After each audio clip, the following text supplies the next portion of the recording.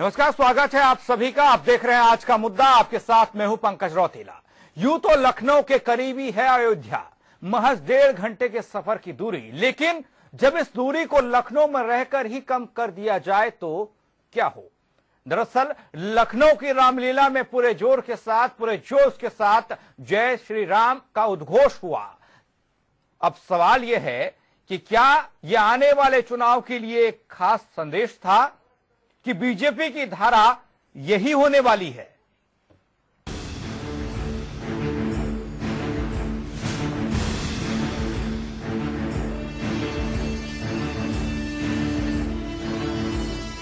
जय श्री राम। जी हां, जय श्री राम जो आपने सुना, लखनऊ के ऐशबाग रामलीला मैदान से बोलते हुए पीएम मोदी ने इशारों ही इशारों में इरादे जता दिए।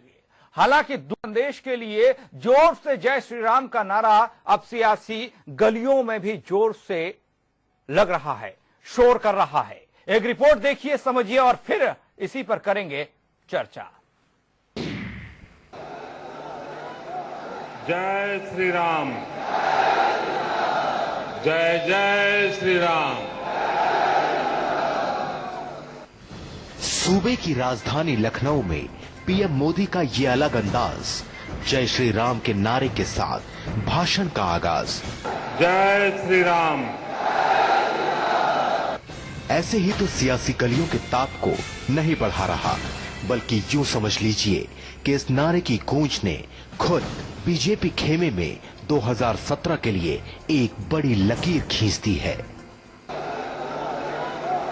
जय श्री राम। जय जय श्री राम। ये 16 आने सच है कि बड़े बड़े नेता चुनाव के समय बड़ी शिद्दत के साथ यूपी की ओर चले आते हैं। ये भी पहली बार था कि कोई पीएम लखनऊ की 600 साल पुरानी इस रामलीला के मंच पर पधारे थे।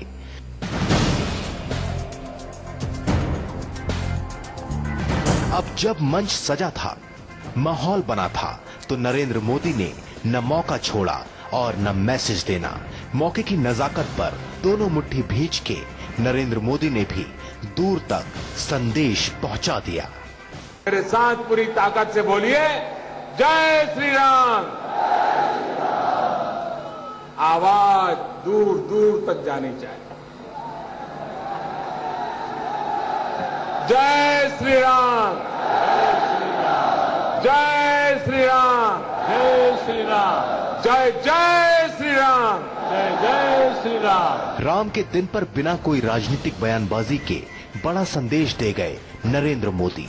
विपक्ष तो पहले ही आरोपों के तीर चला रहा था, अब भी चला रहा है। विरोधियों का आरोप है कि प्रधानमंत्री ने चुनाव लीला के लिए ही लखनऊ की रामलीला को चुना था। ऐसा है, वो कोई राजनीतिक कार्यक्रम तो था नहीं।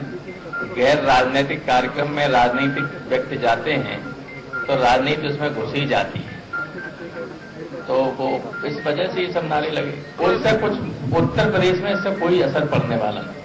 उनकी 2 घंटे की यात्रा हो चाहे 200 घंटे, कोई उत्तर प्रदेश में असर पड़ने वाला है नहीं। कुछ लोगों को हर विषय में राजनीति दिखती है, और तुलसीदास जी ने कहा है ना कि जाकी रही भावना जैसी और प्रभु मूरत देखे तिन तैसी। तो जिनको ये चीजें सियासी लग रही होंगी उनके लिए सियासी है। भारत के प्रधानमंत्री रामलीला के मंचन में जाते रहे हैं ना। अंतर इतना है कि मोदी जी ने लखनऊ तय किया। बहरहाल चुनाव से पहले पीएम मोदी का लखनऊ आना और जय श्री राम का उद्घोष करना, राजनीतिक बातों से इतर एक बड़ा राजनीतिक संदेश दे देना, यानी जो आवाज अयोध्या के आंगन न गूंज सकी, वो लखनऊ के मंच से पूरे सूबे में गूंज गई। वैसे भी लखनऊ से अयोध्या है ही कितनी दूर, महज 1.5 घंटे का ही तो रास्ता है। सवाल ये है कि क्या बीजेपी ने तय कर दिया है अपना एजेंडा। मेरे साथ पूरी ताकत से बोलिए, जय श्री राम। आवाज दूर दूर तक जानी चाहिए।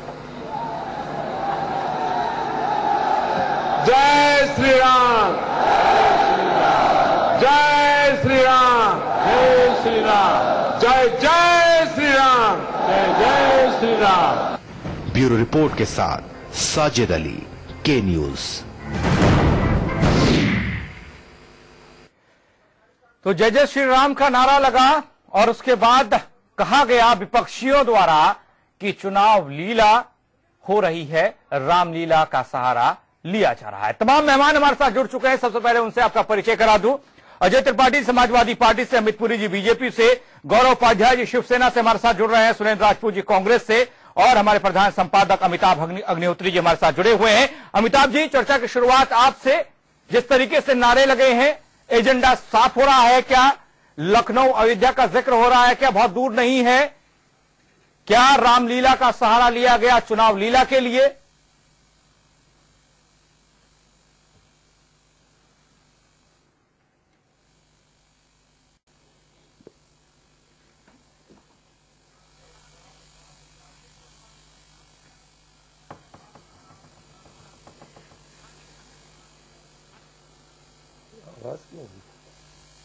लाल जी जाते थे जी, वाजपेयी जी जाते थे, इंदिरा जी जाती थी, तमाम लोग जाते रहे, नरसिंह राव जाते रहे, मनमोहन सिंह जाते रहे, उसमें कोई आपत्ति नहीं। लेकिन मोदी जी जितने आर्टिकुलेट हैं और जितने सजग हैं, वो ये सहज भावनाओं का प्रकटीकरण नहीं था, उद्वेग। ये वेल डिसाइडेड था कि भाई हमको वहां यह कहना है। अमित पुरी जी की पार्टी के एक बड़े संत रहे, भारत के गृह राज्य मंत्री भी रहे, स्वामी चिन्मयानंद, सब लोग उनसे परिचित हैं। उन्होंने एक पोस्ट लिखी है बड़ी अच्छी। उन्होंने कहा कि चलो देर आए दुरुस्त आए। 3 साल में पहली बार तो सुनने को मिला उनके मुंह से कि जय श्री राम, वरना 3 साल तक तो जय श्री राम ही नहीं बोले। तो ये जय श्री राम अचानक नहीं आया। इस जय श्री राम का आना सयास है, सब प्रयास है, इसके निहितार्थ है, इसके राजनीतिक अर्थ है, यहां तक तो ठीक है। हां, मैं इस बात से सहमत हूं जो भाजपा के मित्र कल से आज तक कह रहे हैं कि क्या भारत में जय श्री राम बोलना गुनाह है। मेरा उत्तर है नहीं, नहीं, नहीं, कतई नहीं। जय श्री राम कहना अच्छी बात है, सबको कहना चाहिए। लेकिन बहुत अदब से एक बात कहूंगा, बहुत अदब से। मुझे पता नहीं कितना लाभ होगा कितना नहीं होगा, बीजेपी देखेगी, लेकिन एक बात कहूंगा सारे मित्रों से और पूरे आवाम से, ये प्रधानमंत्री के स्तर पर हो सकता है उन्होंने अपनी विवेक से ठीक किया होगा, लेकिन मुझे लगता है थोड़ी सजगता और संयम जरूरी है। क्योंकि कल आज किसी ने मुझसे पूछा, पुरी साहब जी, सुरेंद्र भाई, किसी ने मुझसे पूछा आज कि अमिताभ जी एक बात बताइए, अगर कल ईद की नमाज में प्रधानमंत्री, कोई प्रधानमंत्री या मुख्यमंत्री जाके और अल्लाह अकबर से अपनी बात शुरू करे और अल्लाह अकबर से अपनी बात खत्म करे, तो आपत्ति तो नहीं होगी क्या? मैं इतना आश्वासन चाहूंगा आज इस मंच से कि फिर आपत्ति नहीं होनी चाहिए। जय श्री राम का स्वागत, लेकिन तब आपत्ति नहीं होनी चाहिए किसी को।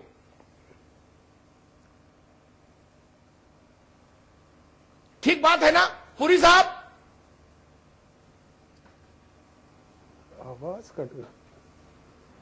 आवाज की प्रॉब्लम है, ऑडियो प्रॉब्लम है। बात है ना। हाँ, तो मैं उत्तर दूंगा तो मैं इसका उत्तर भी दूंगा। मैं अमिताभ जी जब इसका उत्तर दूंगा तो मैं, आप मेरे विषय को सुनिएगा, उसमें इसका उत्तर आएगा। जी अमित पुरी जी।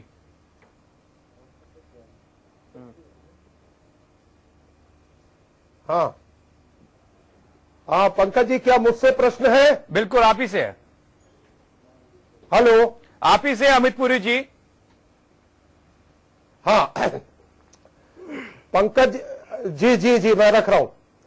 देखिए, कल वहां पर विजयदशमी का पर्व था, लखनऊ के अंदर भी, पूरे भारत में भी, पूरे विश्व में भी। और विजयदशमी का पर्व किस चीज का होता है? विजयदशमी का पर्व था रावण के ऊपर राम की सेना के द्वारा लंका के अंदर विजय के उत्सव का पर्व। जी, जो मित्र ये चर्चा करते थे सर्जिकल स्ट्राइक की, प्रधानमंत्री ने तो सर्जिकल स्ट्राइक और किसी विषय की चर्चा नहीं की। मंतव्य और गंतव्य दोनों पे प्रश्न उठाए गए, हाइपोथेटिकल क्वेश्चन उठाए गए। अब चर्चा बॉइल डाउन होकर के ये हो रही है कि प्रधानमंत्री ने जय श्री राम प्रारंभ और अंत में क्यों कहा। मैं आपको याद दिलाना चाहता हूं, आपके चैनल पे भी और कई चैनलों पे भी सर्जिकल स्ट्राइक की जब चर्चा होती है तो हमारे विरोधी ये कहते हैं कि भैया सेना की तारीफ करनी चाहिए थी, ये प्रधानमंत्री की, गृह मंत्री की और रक्षा मंत्री की क्यों तारीफ करते हो, क्यों पॉलिटिकल माइलेज लेते हो। भगवान राम जो है, अगर आप उन्हें 1 मिनट भगवान की कैटेगरी में नहीं भी मानते, हमारा विवाद दीजिए, लेकिन युद्ध किसके बीच में हुआ, राम और रावण का। भगवान राम जो है पीएमओ नहीं थे, उन्होंने सेना को अनुमति नहीं दी जाकर के अयोध्या में सर्जिकल स्ट्राइक करो। वह सेनापति भी थे और सैनिक भी थे, और उन्होंने सीधे सीधे राम और रावण का युद्ध हुआ। तो जिन मित्रों को लगता है कि सेना की तारीफ होनी चाहिए, तो अयोध्या के अंदर का ये योद्धा लंका में जब युद्ध लड़ने के लिए गया तो वहां पर एक योद्धा की तरह गया, तो वहां अगर सेना की जय की जाएगी विजय उत्सव के दिन भगवान राम की, तो इसमें आपत्ति क्या है। अरे उस दिन हम किसी और की जय थोड़ा कहेंगे, फोर फ्रंट से कौन लड़ रहा था, भगवान राम सैनिक के रूप में लड़ रहे थे या कोई और लड़ रहा था, तो इसमें आपत्ति क्या है, पेट में मरोड़ क्या है। अरे सेना की तारीफ हुई ना, सेना के नायक की तारीफ हुई ना, भगवान राम कौन है। ठीक है, ठीक है, ठीक बात। अमित पुरी लंका के युद्ध के नायक भी हैं, पुरी साहब, सेनापति भी हैं, और सैनिक मुझे भी हैं, बताइए, और 3 साल, लगभग 3 साल की सरकार हो चली, सुरेंद्र राजपूत 2.5-3 साल की सरकार हो चली, 2 बार दशहरा आ लिया प्रधानमंत्री रहते हुए, दोनों बार ऐसा ही दशहरा था, राम की विजय का पर्व था, जय जय श्री राम याद क्यों नहीं आया।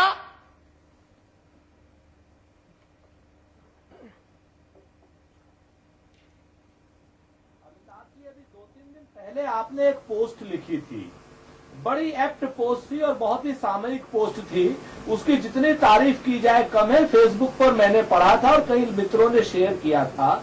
उसमें यह लिखा था, आपने अपने व्यक्तिगत संस्मरण में लिखा था कि नरसिम्हा राव से जब आप मिले थे तो नरसिम्हा राव साहब ने कहा था कि साहब बड़ा प्रश्न है, हम भाजपा से तो लड़ लें, लेकिन भाजपा रूपी लोग जो है जब ये राम के पीछे छुप जाते हैं तो भगवान से कौन लड़े, आखिर राम से कौन लड़े।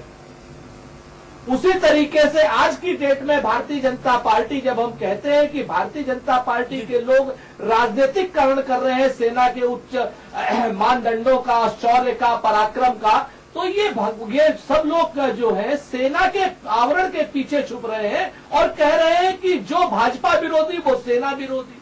आज की डेट में श्री राम की बात हो रही है, श्री राम की मर्यादा को भी तो सीख लेंगे। आज की डेट में मर्यादा पुरुषोत्तम राम की मर्यादा को भी तो सीख ले। आज की डेट में इनके दशानन के 10 सर की तरीके से प्रधानमंत्री कुछ कह रहे हैं, प्रधानमंत्री सबको आदेशित कर रहे हैं कि सर्जिकल स्ट्राइक पे मत बोलिए, लेकिन मनोहर पार्रिकर, अमित शाह समेत इनकी पूरी Bharatiya Janata party down the line, जिसमें हमारे मित्र बड़े अच्छी पोजीशन पर है, अमित पुरी जी, वो भी आप उनसे प्रश्न कुछ कीजिए, सर्जिकल स्ट्राइक पे आ जा रहे हैं। आज की डेट में सर्जिकल स्ट्राइक से लेकर के और दशहरे के पर्व के बीच में श्री राम और श्री राम के बीच में सेना और सेना के बीच में ये सारा नायकत्व जो भारतीय जनता पार्टी का है, ये कहीं ना कहीं एक घालमेल पैदा कर रहा है। मैं पूछ रहा हूं इनसे कि भाई श्री राम का तो नारा आप लोगों ने गढ़ दिया है, राजनीतिक नारा है, राजनीतिक को सेकने का नारा है। 92 से पहले जय श्री राम कब होता था? सिया राम की जय होती थी, भाई राम राम होता था, उस राम राम को भी आपने सांप्रदायिक बना दिया, सीताराम को भी आपने सांप्रदायिक बना दिया, रघुपति राघव राजा राम को भी आपने सांप्रदायिक बना दिया। उस सांप्रदायिकता के चोले से निकालिए भगवान राम को, भगवान राम से के नाम से डराइए मत। कल की डेट में एक प्रधानमंत्री जी ने बहुत महत्वपूर्ण बात कही अमित पुरी जी और अमिताभ जी। मैं आपको बताऊं, उन्होंने कहा कि ये आवाज दूर तक जानी चाहिए। इसका निहितार्थ बताऊं मैं आपसे अमिताभ जी। सड़क के एक तरफ रामलीला ग्राउंड है और सड़क की दूसरी तरफ ईदगाह है। जय श्री राम जब जोर से नहीं बोला गया तो प्रधानमंत्री जी ने कहा कि इसकी गूंज दूर तक जानी चाहिए। कितना दूर तक जाएगी? 124 किलोमीटर दूर अयोध्या है, सड़क के पार तक जानी चाहिए, ईदगाह तक। यह प्रधानमंत्री जी का वाच है। आज की डेट में श्री राम के नाम पे सांप्रदायिकता का जो चुनाव लड़ने की तैयारी कर रही है भारतीय जनता पार्टी, उसका उत्तर उत्तर प्रदेश की जनता पूरी तरीके से देगी। हमें उत्तर प्रदेश की जनता पर विश्वास है कि उत्तर प्रदेश की जनता इस चुनाव को नहीं होने देगी। ठीक है, गौरव उपाध्याय से एक सवाल पूछ लूं। गौरव जी, तो राम ने कहा कि जब वो राजा हो गए तो राजा होने के बाद राम ने कहा, मैं उद्धृत करता हूं तुलसी को, उन्होंने कहा कि जो अनीति कछु भाकहु भाई तो मोहि बरजियो भय बिसराई। राम ने कहा कि अगर मैं कुछ अनीत का काम करूं तो बिना भय के मुझे बरजना, रोकना, हाथ पकड़ लेना। आज की तारीख में कोई हुकूमतदां इतना विनम्र है क्या? चाहे लखनऊ हो चाहे दिल्ली हो, किसी राजा के सामने किसी की बोलने की हिम्मत होती है क्या? नहीं ना। तो जब नहीं, यहां से लेके महाराष्ट्र तक कहीं सब जगह एको अहम द्वितीयो नास्ति। राम ने कभी नहीं कहा कि एको अहम द्वितीयो नास्ति। उन्होंने कहा जो अनीत कछु बरजो भाई तो मैं बरजो भय बिसराई। फिर राम कहां से आ जाएंगे भाई? राम के तो आचरण कोई नहीं मान रहा। कोई उपाध्याय जी,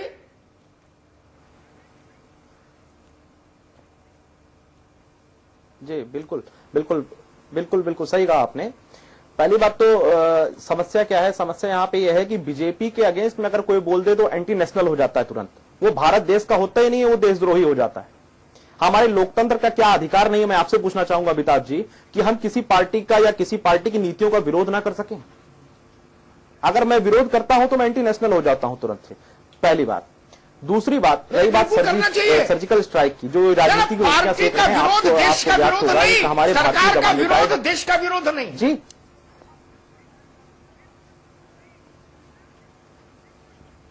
जी जी जी बिल्कुल, मैं अपनी बात पे आता हूं, मैं आपकी बात कर रहा हूं। गौरव आर्या जी ने बोला कि जो कांग्रेस और बीजेपी, एक सैनिक की बात समझिएगा, एक सैनिक ने बोला कि बीजेपी और कांग्रेस जो राजनीति कर रही है सर्जिकल स्ट्राइक पे, वो कहां तक सही है। जब एक सैनिक की बात आप नहीं समझ पा रहे, अभी कुछ दिनों पहले IBN 7 पे एक डिबेट हो रही थी, गौरव आर्या जी बार बार चिल्ला कर कह रहे हैं कि कृपया करके प्लीज हम पे राजनीति मत करिए, एक आर्मी पे राजनीति मत करिए, जवान पे राजनीति मत करिए। कुछ नहीं समझ में आ रहा है। देखिए, जवान मरता है जो बॉर्डर पे, वो अडानी और अंबानी का बच्चा नहीं मरता है जिसका कर्ज हम माफ करते हैं। इसको अन्यथा मत लीजिएगा पुरी साहब। अडानी अंबानी का बच्चा नहीं मरता, एक गरीब किसान का बच्चा मरता है जो बिल्कुल अपने परिवार तले बोझ उठा रहा है बॉर्डर पे, अपनी गन का भी, अपनी बंदूक का भी, अपने असलहे का भी, अपने बेटी का भी जो यहां पे छोड़ के आया, अपने वृद्ध मां बाप का भी, अपनी पत्नी का भी, वो जाके वहां पे मर रहा है। और किसान, जो गरीब किसान का बेटा वहां पे मर रहा है, वो किसान यहां पे मर रहा है कर्ज तले दब के, और हम कर्ज माफ करते हैं अडानी और अंबानी का। तो अगर वो मर रहा है वहां पर हमारे लिए, तो तारीफ भी निश्चित ही तौर पर सेना की होनी चाहिए, ना कि किसी पार्टी की, ना किसी रक्षा मंत्री की, ना किसी और की।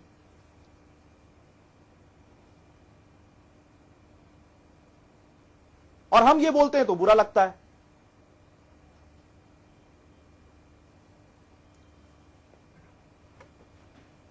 जी ठीक बात है उपाध्याय जी, बिल्कुल ठीक बात है। जी आपकी बात दुरुस्त है। मैं समाजवादी पार्टी के त्रिपाठी जी हैं। त्रिपाठी जी, एक सवाल आपसे। बहुत मुद्दत बाद उत्तर प्रदेश की राजनीति में जय श्री राम आए। 3-4 साल से गायब था मामला। भगवान राम हमारे दिल से कभी गायब नहीं हुए। अमित पुरी जी की पार्टी में आते जाते रहते हैं, कभी इन कभी आउट। 3 साल बाद दोबारा आए हैं। भय प्रकट कृपाला, कोई खास वजह?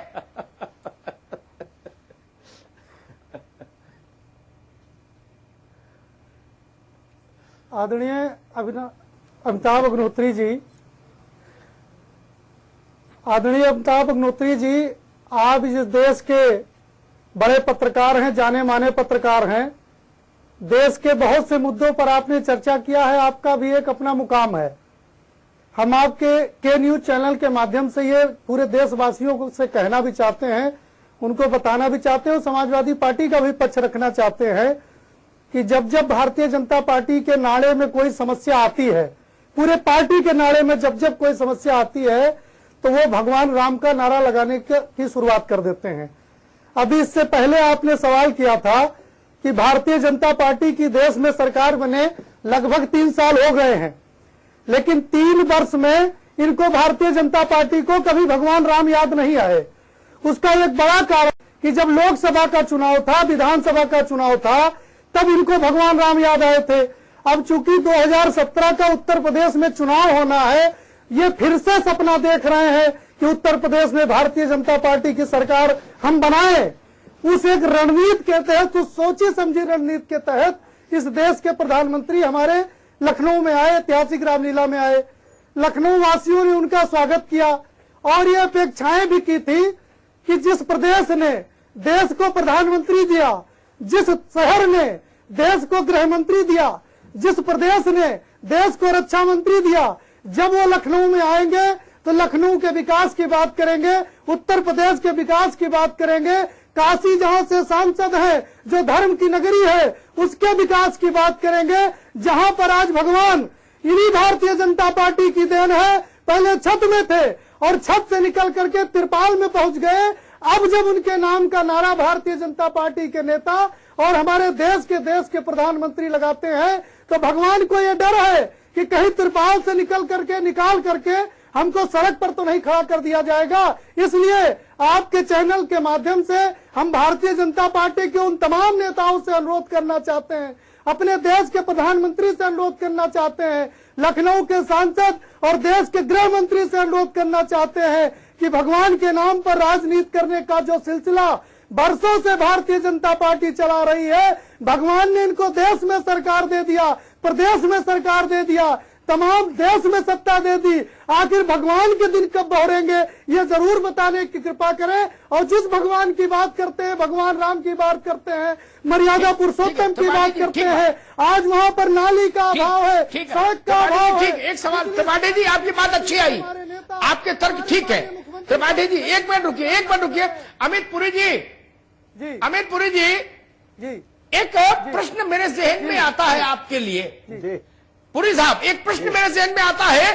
3 चुनाव आपने जय श्री राम के साथ लड़े यूपी में, 3 चुनाव, उन तीनों चुनाव में आपने की झोली भरी खूब, 222 तक आ गए थे आप, 222 तक आ गए थे जय श्री राम से। और उसके बाद के 3 चुनाव आपने बिना जय श्री राम के लड़े तो 55 से आगे नहीं गए, 55 से 40 के बीच में घूमते रहे।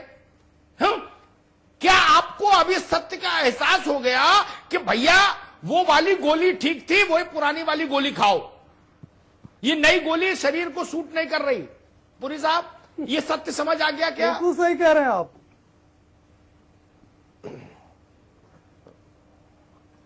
आ रहे हैं अमिताभ जी, सवाल पूरा हो गया अमिताभ जी? जी अमित जी, हेलो। जी हो गया सर जी, बिल्कुल जी हो गया पूरा। भारतीय जनता पार्टी ने इस देश के आम चुनाव से भारतीय जनता पार्टी ने आम चुनाव से लेकर किसी प्रादेशिक चुनाव से लेकर राष्ट्रीय चुनाव में कभी भी राम के मुद्दे को चुनाव का मुद्दा नहीं बनाया। लेकिन भारतीय जनता पार्टी ने राम के मुद्दे को और लोगों के जन विश्वास और जन आकांक्षाओं को प्रकटीकरण करने में अपने चुनाव घोषणा पत्र में कभी कोई हिचक भी नहीं दिखाई, इसलिए कि जो हमारा स्टैंड था वो हमने रखा। अभी यहां जो चर्चा चल रही थी कि भगवान राम तिरपाल में है, कमरे में नहीं, इनको छत कब मिलेगी? अरे भाई, इतनी पीड़ा है तो संसद में रेजोल्यूशन ले आइए। अरे वो कल सुबह से एक मिनट, बहुमत की सरकार इस देश में भारतीय जनता पार्टी की है। करने दीजिए, इस तरह बहस नहीं करूंगा, इस तरह बहस नहीं करूंगा। या तो मुझे तर्क रखने दे या आप तर्क रख ले। आपके तर्क पूरे हो गए, आप रखिए, इसके बाद हम रखेंगे।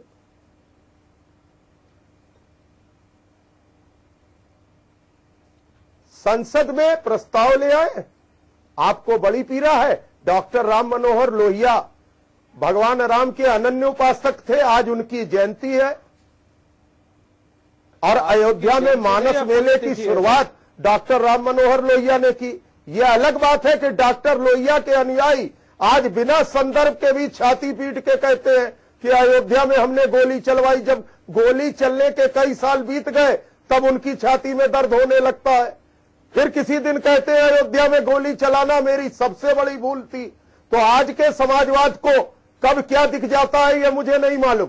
हमारा कंसिस्टेंट जो है वो आज की तारीख में सुप्रीम कोर्ट के अंदर मसला लंबित है और जहां हाई कोर्ट तक, उससे एक अदालत नीचे तक यह तय हो गया, जिन्होंने बहुत सारे सवाल खड़े किए थे कि जबरदस्ती मूर्ति रख दी गई, ये हो गया, वो हो गया। पुरी साहब एक छोटा सा सवाल पूछ लूं, हम आपकी राम निष्ठा पर संदेह नहीं करते। पुरी साहब, हम आपकी राम निष्ठा पर संदेह नहीं करते, लेकिन मुझे ये बता दो, जब पहली बार इतिहास में जनसंघ से लेके भाजपा तक पहली बार पूर्ण बहुमत की सरकार बनी आपकी, तब शपथ ग्रहण के समय भगवान राम को क्यों नहीं याद कर लिया? ऐसे मुट्ठी बंद करके करोड़ों राम भक्तों को प्रसन्नता होती, शपथ के समय बोल देते जय श्री राम, तो आनंद नहीं आ जाता? अमित पुरी जी, विजयदशमी के दिन भगवान राम को याद कर लिया तो कौन सी आपत्ति की? उस युद्ध का नायक कौन था? उस युद्ध का नायक कौन था? अगर भगवान राम उसके सेना के नायक नहीं थे तो उस युद्ध का नायक कौन था? जरा ये कुतर्क बता दिया जाए, मोदी साहब, ये कुतर्क बता दिया जाए। 3 महीने चुनाव है तो विजयदशमी मना, विजयदशमी का नायक कौन था? भगवान राम नहीं थे तो कौन था? क्या फेक इनकाउंटर था लंका में? अगर संजय निरुपम जैसे लोग होते तो वो लंका के इनकाउंटर को भी फेक इनकाउंटर बताते, और संदीप सुरजेवाला जैसे लोग होते तो कहते इसकी भी वीडियो क्लिपिंग दिखा दीजिए, देश को आश्वस्त कर दीजिए। जी अमित पुरी जी, एक छोटे से ब्रेक के लिए हमको रुकना है। न संजय निरुपम थे और देश में तब ना गौरव जी सुरजेवाला थे। एक छोटे से ब्रेक के लिए हम लोग रुक रहे हैं। चर्चा चल रही है और चर्चा जारी रहेगी, आप लोग बने रहिए हमारे साथ। जय श्री राम का नारा लगा है, जोर से लगा है, जोर से लगा है, और अब इस पर चर्चा भी हो रही है क्योंकि विपक्षी पार्टियां सवाल उठा रही हैं, और ऐसे में ये जानना बेहद अहम हो जाता है कि चुनावों से ठीक पहले जय श्री राम का नारा जो लखनऊ से लगा है, क्या उसकी आवाज अयोध्या भी जाएगी? क्या उसकी आवाज पूरे उत्तर प्रदेश में जाएगी? ये समझना जरूरी है, इसीलिए आप बने रहिए हमारे साथ। अब जय श्री राम का नारा लखनऊ में लगा है, रामलीला के मंच पर लगा था, कल लगा था, और ये कितना दूर तक गया है और कितने दूर तक इसकी आवाज सुनाई दी गई है, ये समझना होगा। और ऐसे में अब सवाल करना भी लाजमी हो गया है कि चुनावों के ठीक पहले और अपने कार्यकाल के दौरान लगभग 2 दिवालियां, 2 दशहरे चले गए, जय श्री राम का नारा नहीं लगा। इसी को लेकर सवाल अब हो रहा है, क्या अयोध्या तक पहुंचने का रास्ता, सत्ता तक पहुंचने का रास्ता जय श्री राम से शुरू होता है? मेहमान हमारे साथ बने हुए हैं अजय त्रिपाठी समाजवादी पार्टी से, अमित पुरी जी बीजेपी से, गौरव उपाध्याय शिवसेना से, सुरेश राजपूत जी बहुत बहुत शुक्रिया आपका हमारे साथ जुड़ने के लिए। अब हमारे बीच में नहीं है अमिताभ अग्निहोत्री जी, हमारे प्रधान संपादक हमारे साथ बने हुए हैं। अमिताभ जी, यही समझने की कोशिश हम लोग कर रहे हैं, चुनाव नजदीक है और ऐसे में जय श्री राम का नारा लगा तो है, कितनी दूर तक ये गया होगा आपके पास आ रहे हैं?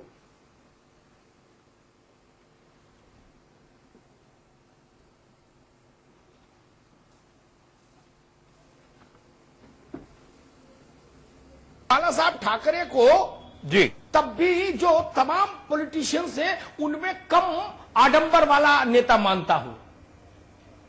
जो कहा वो फिर कहा, हर मौसम में कहा, सर्दी में भी वही बोले, गर्मी में भी वही बोले, बरसात में भी वही बोले। बाल ठाकरे, आप बाल ठाकरे से सहमत हो सकते हैं, असहमत हो सकते हैं, लेकिन बोलते एक बात थे, एक सत्ता में हो तो भी वही बोले, विपक्ष में थे तो भी वही बोले। हर दशहरा पर उनको जो करना है वो हर दशहरा पे करना है। मुश्किल ये है, सवाल क्यों पैदा होते? मैं फिर साफ कर दूं, जय श्री राम बोलने में कोई आपत्ति नहीं हिंदुस्तान में, क्या दुनिया में किसी को, लेकिन आप टाइमिंग ऐसी चुनते हो कि जिस पर बवाल हो जाता है। भाई मेरा अमित पुरी जी, मैं अमिताभ अग्निहोत्री हूं, हिंदू हूं, मेरा नियम है कि हर दशहरे पर मैं जय श्री राम बोलूंगा, तो मैं हर दशहरे पर बोलूंगा ना। आप अगले दशहरे की गारंटी नहीं ले सकते। बताओ, ले सकते हैं क्या? नहीं ना, क्योंकि 2 दशहरा बीत गए उससे पहले के, तो ऐसा नहीं हुआ। ये सवाल इसलिए उठ रहे हैं पुरी साहब, आप गारंटी ले सकते हैं कि नहीं, यही भावना का जो प्रवाह है ये बना रहेगा। जय दशानन का नारा लगा था।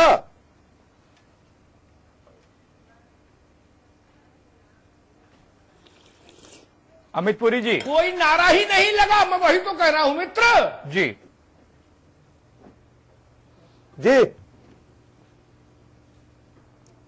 यह स्वाभाविक है विजयदशमी में जय श्री राम का नारा लगना। अब उसको कोई राजनीतिक नेतार्थ और भावार्थ निकाले। अब इस बात का भी भावार्थ निकल रहा है कि प्रधानमंत्री ने कहा दूर तक जाए तो वो बगल की ईदगाह तक ले जाए। इस स्तर तक अगर लोग जाकर के राजनीतिक बहस को ले जाएंगे तो यह सांप्रदायिक की निम्नतम पराकाष्ठा है। प्रधानमंत्री की निर्मम आलोचना कीजिए, कोई आपत्ति नहीं है, लेकिन निरर्थक आलोचना मत कीजिए, निर्मम से निर्मम आलोचना कीजिए। मैं एक उदाहरण कहता हूं। लोग यह कह रहे हैं कि साहब मनोहर पारिकर के बयान की अभी चर्चा चल गई, कांग्रेस के मित्र कर रहे थे।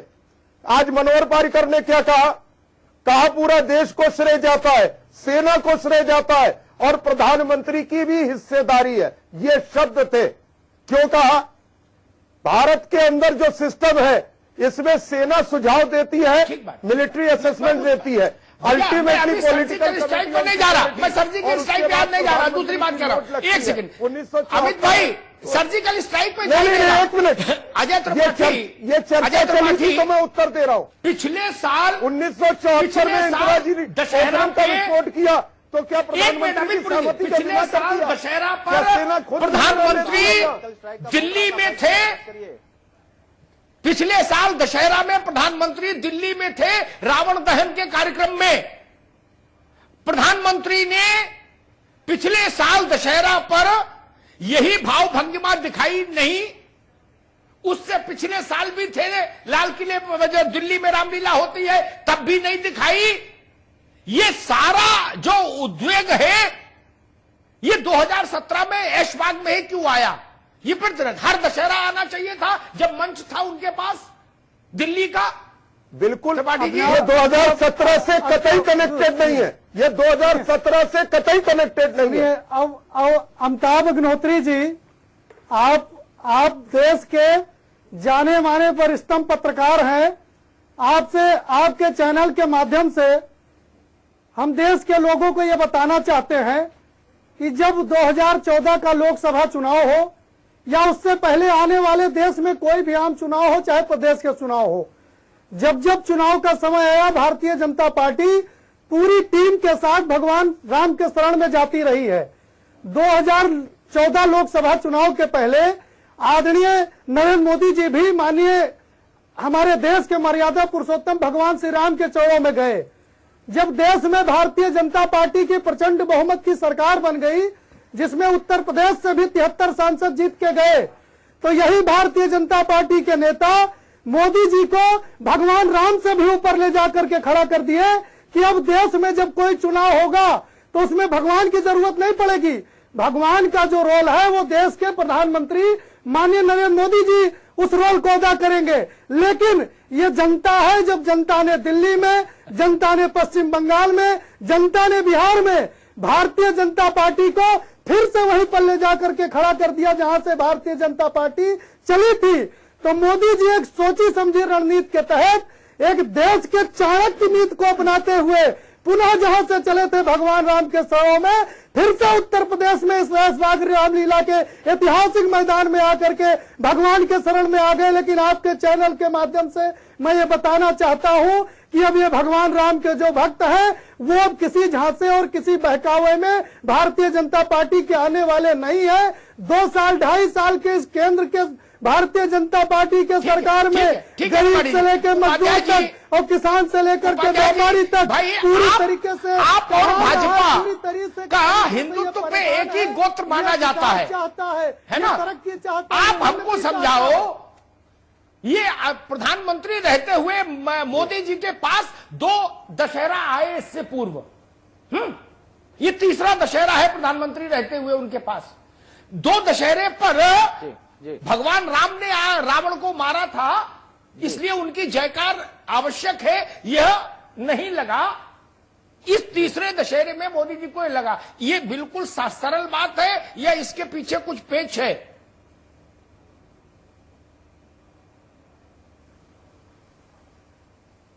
देखिए अमिताभ जी, मैंने आपसे पहले भी अभी पूर्व में कहा कि जो इनके बीजेपी के खिलाफ, जो भी भाजपा के खिलाफ बोलते हो, एंटी नेशनल हो जाता है तुरंत। आप, मुझे लग रहा है कि के न्यूज पे आप अमिताभ जी आप बहस कर रहे हैं, आपको भी एंटी नेशनल समझ लिया जाएगा बहुत जल्दी। और 2017 में जैसे कि 3 महीने 3.5 महीने चुनाव को बचे हैं, तो ये साफ साफ जनता है, जनार्दन है, तो देख रही है, उसको पता है कि ये चुनाव के लिए ही यहां आया जा रहा है। जय श्री राम का नारा बोला जा रहा है। भाई पटना में दशहरा होता है, वहां पे सबसे ऊंची रावण की प्रतिमा लगती है दहन के लिए, वहां जाना चाहिए था, लेकिन बिहार में चुनाव नहीं है, खत्म हो गए हैं, तो यहां यूपी में अब आना है। यूपी में जनता इनको सबक सिखाएगी, जनता इनको जवाब देगी, चाहे वो समाजवादी पार्टी हो, चाहे वो कांग्रेस हो, चाहे वो बीजेपी हो, चाहे बीएसपी हो। अब जनता के ही जवाब का इंतजार है और जनता इतना बढ़िया इनको जवाब देगी कि दोबारा राम नाम की राजनीति ये करना भूल जाएंगे।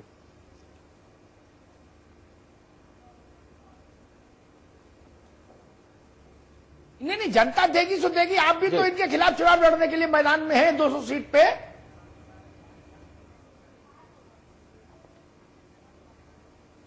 जी जी बिल्कुल है, बिल्कुल है। और अभी तक हमारे माननीय उद्धव साहब ठाकरे जी या बाला साहब ठाकरे जी, स्वर्गीय हिंदू सम्राट, उन्होंने इसलिए सिर्फ नहीं चुनाव लड़ने का फैसला किया था क्योंकि अब तक जो भाजपा थी वो अटल आडवाणी जी की थी। अब भाजपा अटल आडवाणी जी की नहीं है, अब भाजपा 2 गुजरातियों की है, माफ कीजिएगा पूरी साहब। अब भाजपा में वो सिद्धांत नहीं रह गए हैं। भाजपा पहले, हमारे उद्धव साहब ने इसलिए चुनाव नहीं लड़ा, वो नहीं चाहते थे हिंदू वोटों का ध्रुवीकरण हो, लेकिन अब ये अपने मुद्दे, अपने एजेंडे से ही हट गए हैं। इनको मंदिर बनाएंगे, वहीं तारीख कभी नहीं बताएंगे। पूर्ण बहुमत की सरकार है लोकसभा में, लेकिन विधेयक नहीं लाएंगे। उसके बाद दूसरे पे ठीकरा फोटेंगे, आप लाइए, आप लाइए। आपकी पूर्ण बहुमत की सरकार आप नहीं कर पा रहे, आप हमसे कह रहे हैं अरे हम सरकार में होते, हमारे माननीय उद्धव साहब ठाकरे जी अगर सरकार में होते, पीएम होते, तो अब तक अयोध्या का श्री राम मंदिर भव्य मंदिर बनकर तैयार हो गया होता। और अयोध्या में नहीं, भारत के हर एक कोने में हिंदू आस्था को जगाए रखने के लिए मंदिरों का निर्माण हुआ होता। ये हमारे उद्धव साहब ने कल दशहरा की रैली में महाराष्ट्र में कहा भी। और अब की हम पूरी ताकत से यहां लड़ेंगे। उद्धव साहब हमारे अयोध्या आ रहे हैं, वाराणसी में गंगा आरती करने आ रहे हैं, और वो आएंगे, बराबर आएंगे और इनको उनका असली चेहरा दिखाएंगे। सर्जिकल स्ट्राइक किए दे रही है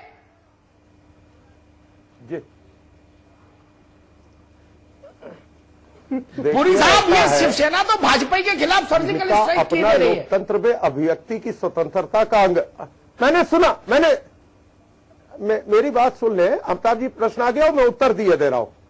लोकतंत्र में अभिव्यक्ति की आजादी सबको है, और अगर जिसको जो भी पक्ष रखना है वो पक्ष रखेगा। अल्टीमेटली क्या प्रिवेल करेगा, क्या नहीं करेगा, ये तो आने वाले दिनों का पॉलिटिकल डिस्कशन और डिस्कोर्स तय कर देगा। हम नेता और लेकिन जो ये लोग कह रहे थे कि बिहार के चुनाव में दशहरा बनाने को सब दिख रहा है, मैं दूसरी बात कहता हूं। पिछले साल बिहार के अंदर चुनाव था, पटना दशहरे के समय बिहार में चुनाव था।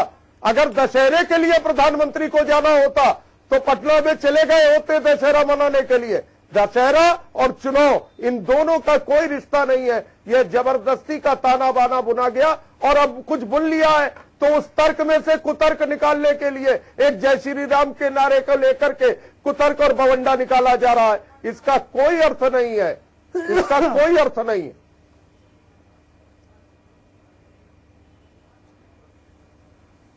मतलब पुरी जी, आप ही लोग देशभक्त हैं, हम लोग एंटी नेशनल। मैंने तो कहा नहीं, एंटी नेशनल। मैंने कहा अभिव्यक्ति की आजादी है। अगर अभिव्यक्ति की आजादी को देशद्रोह का प्राय मानते हो तो यह आपका राजनीतिक विवेक है। मैंने तो कहा अभिव्यक्ति की आजादी सबको है। हम तो संस्कृति के मानने वाले हैं, अटल जी के अनुयायी। पुरी साहब एक सवाल को एक जवाब दो, लोकतंत्र में पुरी साहब एक जवाब दो मुझे। अगर कोई मुख्यमंत्री किसी प्रदेश का या कोई प्रधानमंत्री भविष्य में किसी समारोह में अल्लाह अकबर से अपनी बात शुरू करे तो भाजपा की कोई कठोर प्रतिक्रिया तो नहीं आएगी?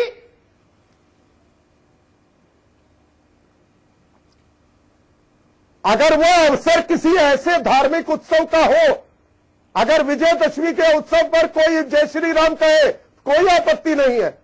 आप ईद के दिन बिस्मिल्लाह रहमान और रहीम से अपनी बात शुरू करें, कोई आपत्ति नहीं है।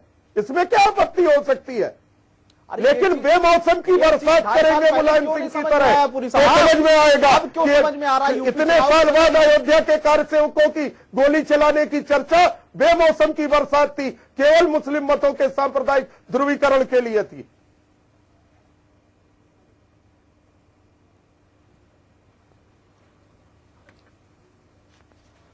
और बताइए भाई त्रिपाठी जी, भाजपा आप पर भी आरोप लगा रही है कि आप भी ध्रुवीकरण का खेल खेल रहे हो। त्रिपाठी जी देखिए, आदरणीय अमिताभ अग्निहोत्री जी, ये भारतीय जनता पार्टी के लोग हैं। मैं स्वस्थ रूप से आपके चैनल के माध्यम से ये कहना चाहता हूं कि समाजवादी पार्टी हिंदू मुस्लिम को दोनों समाज के लोगों को साथ लेकर चलने वाली पार्टी है, लेकिन भारतीय जनता पार्टी अपने को एक जात धर्म विशेष की पार्टी कहलाती है। देश में 2.5 वर्षों से 2.25 वर्षों से भारतीय जनता पार्टी की सरकार है। हम भारतीय जनता पार्टी के अपने नेता आदरणीय अमित पुरी जी से पूछना चाहते हैं कि जिस जय श्री राम का नारा आज यहाँ पर रामलीला के ऐतिहासिक मैदान में लगा है, उनके शहर का कल्याण हो, उनका कल्याण हो। प्रभु सिस्टम में आवे, अच्छे तरीके से आवे। अभी आप सर्वदलीय बैठक की बात कर रहे थे, हमारे देश के प्रधानमंत्री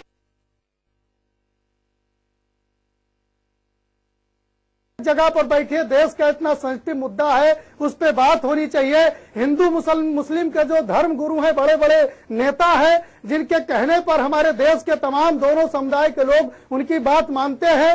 ये भारतीय जनता पार्टी के हमारे नेता, देश के हमारे प्रधानमंत्री जो उत्तर प्रदेश से ही का ही प्रतिनिधित्व करते हैं, देश के गृह मंत्री जो उत्तर प्रदेश का ही प्रतिनिधित्व करते हैं, आखिर इन्होंने दोनों समुदायों को कब बैठाने का काम किया? हम इनसे पूछना चाहते हैं कि आज देश में इतनी यात्राएं हुई, समाजवादी पार्टी ही ट्रेन बुक करा करके लेके गई लोगों को तीर्थ कराने के लिए। अगर आज 5,000 लोगों के बैठने की एयर कंडीशन हॉल वहां पर अयोध्या में बन रहा है, तो उसको भी बनवाने का काम समाजवादी पार्टी ही कर रही है। अगर अयोध्या में 24 घंटे बिजली मिल रहे हैं, तो उसको भी देने का काम समाजवादी पार्टी ही कर रही है। बनारस जहां से हमारे देश के प्रधानमंत्री है, अगर वहां 24 घंटे बिजली देने का काम तो वो भी देश के उत्तर प्रदेश के लोकप्रिय मुख्यमंत्री माननीय अखिलेश यादव जी कर रहे हैं। हम भारतीय जनता पार्टी के नेताओं से पूछना चाहते हैं कि 3.25 साल के सरकार में एक बार सवाल है की बात जी के भी सवाल ठीक है, जो हमारे देश के जवान शहीद हुए 3.25 वर्षों में, आखिर 3.25 वर्षों में जो हमारे देश के सीमाओं पर 3.25 वर्षों में जवान शहीद हुए, आगे और कोई जवान शहीद ना हो, किसी की पत्नी विधवा न बने, उसके लिए भारतीय जनता पार्टी के पास क्या योजना है? क्या एक सर्जिकल स्ट्राइक के बाद हमारे जो देश में आतंकवादी गतिविधियां चल रही थी, क्या वो रुक गई? अभी कल तक वहां पर हमारे यहाँ जम्मू कश्मीर में कोहराम मचा था। उसके लिए कोई सर्वदलीय बैठक हमारे देश के प्रधानमंत्री जी करेंगे? कोई दोबारा सैनिक की पत्नी विधवा ना हो, उसके लिए देश के तमाम नेताओं का जवाब तो देने दो। अरे भाई अमित पुरी को जवाब तो देने दो। त्रिपाठी जी रुको, अजय त्रिपाठी, अमित पुरी जी, सीमाएं कैसे सुरक्षित रहे? जी जी बिल्कुल बता रहा हूं अमित पुरी प्लीज। अभी मुजफ्फरनगर के अंदर ये पोस्टर लगा, हमने तो कोई आपत्ति नहीं करी। हाँ, मैं उत्तर दे रहा हूं। मुजफ्फरनगर में यह पोस्टर लगा कि नेताजी से पूछ करके सर्जिकल स्ट्राइक हुई। ऑन रिकॉर्ड में कह रहा हूं, प्रधानमंत्री जी ने पूर्व प्रधानमंत्री को, सोनिया जी को और तमाम नेताओं को भरोसे में लेकर के यह सर्जिकल स्ट्राइक का ऑपरेशन के पहले और बाद लोकतंत्र के अंदर की। कश्मीर का मुद्दा आया, हमने पार्लियामेंट के अंदर चर्चा की, पार्लियामेंट के बाहर सर्वदलीय डेलीगेशन किया, लेकिन पार्लियामेंट की मैंडेट क्या थी? पार्लियामेंट की मैंडेट थी कश्मीर जाकर कश्मीरियत, इंसानियत और जमहूरियत पे चर्चा होगी। लेकिन आप करने क्या चले गए? आप हिजबुल के समर्थक, हुर्रियत के समर्थक और हक्कानी नेटवर्क के समर्थन के लोगों के दरवाजे पर दस्तक देने गए। उन्होंने दरवाजे बंद कर दिए। क्या यह पार्लियामेंट की मैंडेट थी? क्या यह पार्लियामेंट की मैंडेट थी कि हक्कानी और हुर्रियत के नेतृत्व के साथ और हिजबुल के नेतृत्व के साथ आप दस्तक देने जाइए? क्या यह पार्लियामेंट की मैंडेट थी? क्या पार्लियामेंट में यही डिस्कशन करके आप गए थे? क्या ऑल पार्टी डेलीगेशन ले जाने के पहले आपने यही डिस्कशन किया था? एक जिम्मेदार विपक्ष को एक जिम्मेदार विपक्ष की भूमिका भी अदा करनी चाहिए। मैं वो दृष्टांत दोबारा गिनाना नहीं चाहता जो वाजपेयी जी ने भारत की राजनीति में विपक्ष में रहते हुए सेट किए। हमने 74 के परमाणु विस्फोट पे सवाल खड़े नहीं किए। बिल्कुल इंदिरा जी के राजनीतिक नेतृत्व के ऊपर सवाल नहीं खड़े किए गए। 1971 की लड़ाई पर सवाल नहीं खड़े किए। बिल्कुल जानना चाहेंगे, पार्लियामेंट में खड़े होकर कहा, समझना चाहेंगे अमिताभ जी, आपकी संपादकीय टिप्पणी में हम समझना चाहेंगे जो चर्चा आज हुई है, ये चर्चा शायद जो श्री राम का नारा लगा है उससे लेकर हो, अयोध्या तक पहुंचने का ये रास्ता हो, या सत्ता पर वापस आने के लिए बीजेपी का स्टंट हो, या जो भी हो, समझना चाहेंगे आपके संपादकीय टिप्पणी में।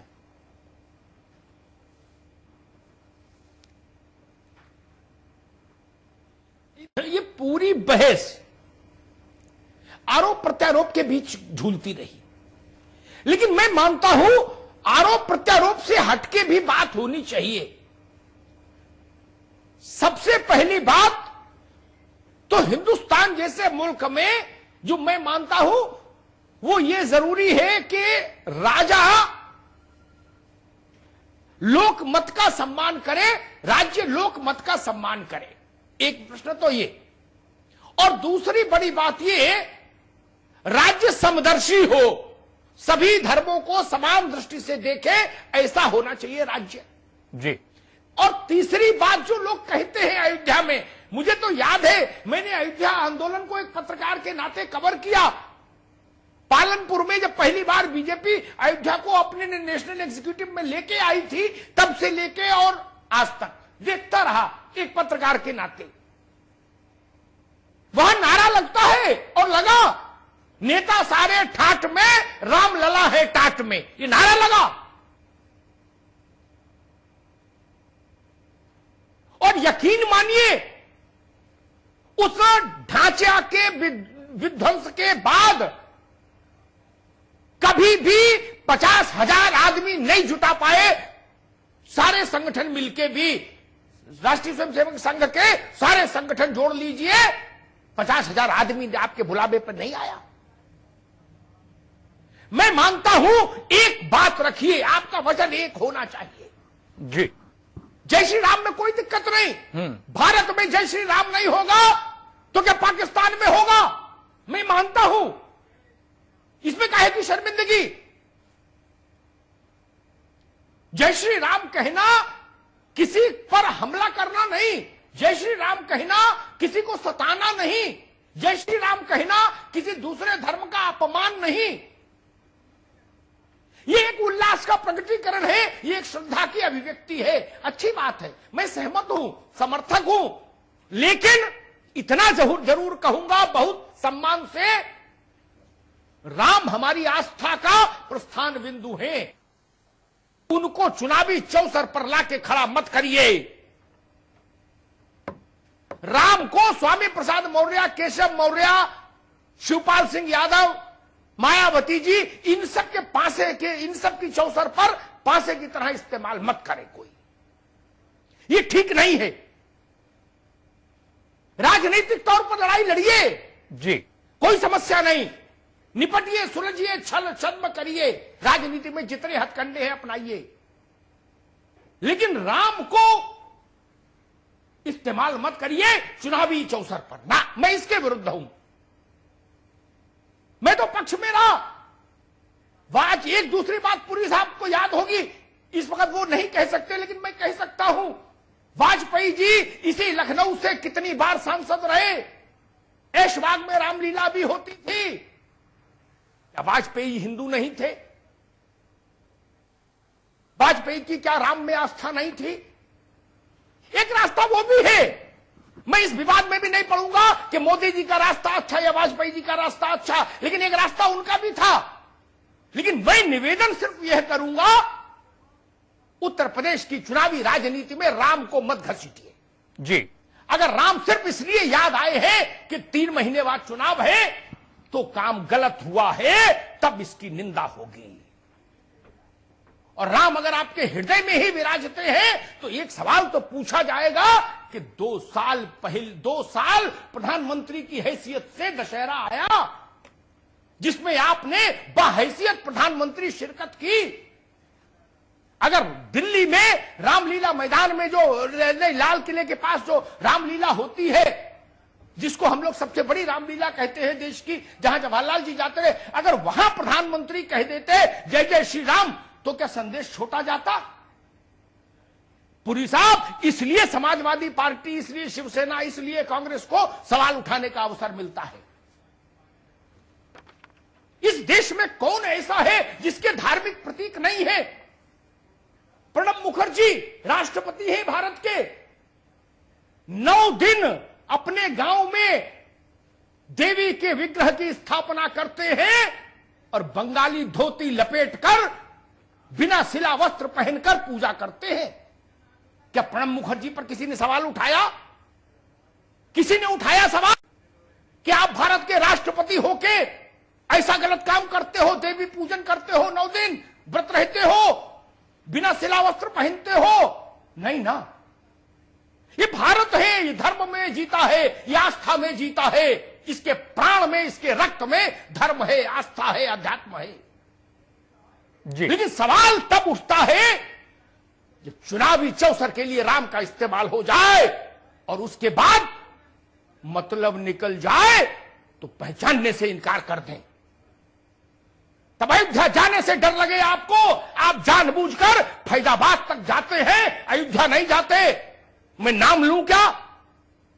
मैं नाम लूं?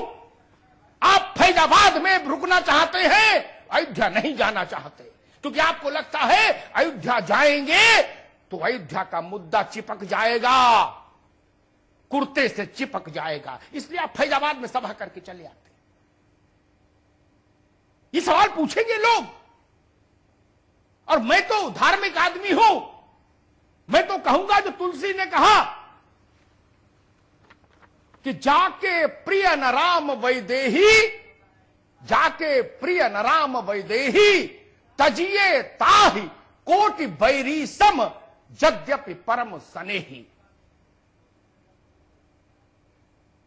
लेकिन जी, ये धर्म व्यक्तिगत आस्था का विषय होना चाहिए, ये शासन का विषय नहीं, और ये चुनाव का विषय तो कतई नहीं होना चाहिए। मेरा निवेदन सिर्फ इतना है, मैं जय श्री राम के पक्ष में, मैं अल्लाह अकबर के पक्ष में, मैं जो बोले सो निहाल के पक्ष में, मैं सबके पक्ष में हूं। लेकिन किसी का सियासी इस्तेमाल हो, मैं उस हर गतिविधि के विरुद्ध हूं, हर ऐसी प्रक्रिया के खिलाफ खड़ा रहूंगा जो हमारे मन के भीतर विराजमान विग्रह को चुनाव चिन्ह बना दे। मैं उस कोशिश के खिलाफ हूं। बहुत बहुत धन्यवाद। अजय त्रिपाठी जी बहुत बहुत शुक्रिया। अमित पुरी जी आपका भी, गौरव उपाध्याय जी आपका भी बहुत बहुत शुक्रिया। अमिताभ जी आपका भी बहुत बहुत शुक्रिया चर्चा में भाग लेने के लिए और तमाम जानकारियां दर्शकों तक पहुंचाने के लिए।